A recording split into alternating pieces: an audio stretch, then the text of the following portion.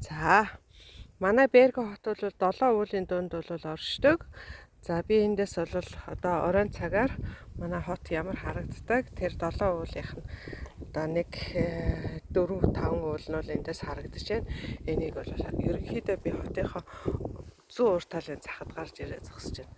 За ингээд алсыг харахад тэр тэнгэрийн хаяа 72-ын завсартахаар гэрэлтэж байгаа тэр бол ойгоогн юм сутро тэр шиг л харагдаж байна.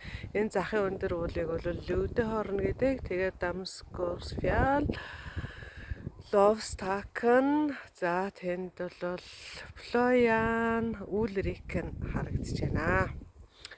За миний энэ гарч ирээд байгаа газар бол Смөрс уул гэдэг. За энд бол ер нь хүмүүс их явж байна. Машины зогсоол дүүрэн байна. Одоо би та нарт тэр доор явж байгаа хүмүүсийг харъя. Нохоогоо салхилуулж явж байгаа хүмүүс бол тэр доор харагдаж байна. Баг зэргийн салхитай, бороогүй цаг агаар бол үнэхээр сайхан юм байна.